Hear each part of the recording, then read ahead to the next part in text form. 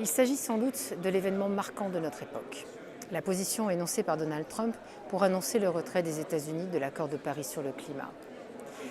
Parmi une accumulation de contre-vérités, d'affirmations sans fondement et de formules ineptes, je retiens « J'ai été élu pour représenter les citoyens de Pittsburgh, pas de Paris ». Cette phrase signe l'incapacité de Donald Trump de se figurer un intérêt commun, au-delà du fameux « America First ». Cela signifie également que l'un des combats essentiels de notre époque, celui contre le réchauffement climatique, devra se faire sans les États-Unis. Nous savons ce qui attend notre planète. Certains territoires vont devenir inhabitables car trop chauds, perdus pour l'agriculture ou manquant cruellement d'eau. Des îles et des basses terres vont disparaître avec la montée des océans. Les cyclones et les inondations vont se multiplier dans certains secteurs du globe. Et un autre terrible drame se prépare, celui des réfugiés du climat. Comment faire face à cette situation sans la première puissance économique mondiale, qui plus est deuxième pollueur?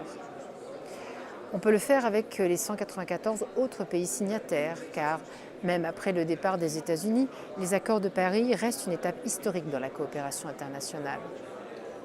On peut le faire avec la Chine, premier pollueur et deuxième puissance économique, qui se verrait en position de prendre le leadership de cette grande cause. On peut le faire aussi avec l'Union européenne, qui doit assumer cette responsabilité devant la défaillance des États-Unis. Selon moi, il ne s'agit pas à proprement parler d'une chance pour l'Union, mais à l'évidence, il va falloir se remonter les manches pour affirmer son rôle.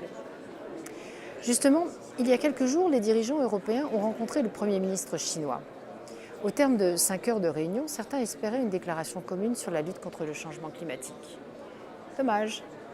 La Chine était venue pour parler commerce, car elle attend de l'Union européenne la reconnaissance de son statut d'économie de marché. En clair, elle veut continuer à exporter son acier en Europe à des prix bradés, sans subir une législation anti-dumping. Et oui, pendant la crise climatique, les affaires continuent, donc rien ne sera facile. Même sans les USA et sans illusion sur les conditions posées par la Chine, nous devons prendre le leadership de la lutte contre le réchauffement climatique et pour la transition écologique. Nous savons qu'il n'y a pas de plan B, car bien sûr, il n'y a pas de planète B.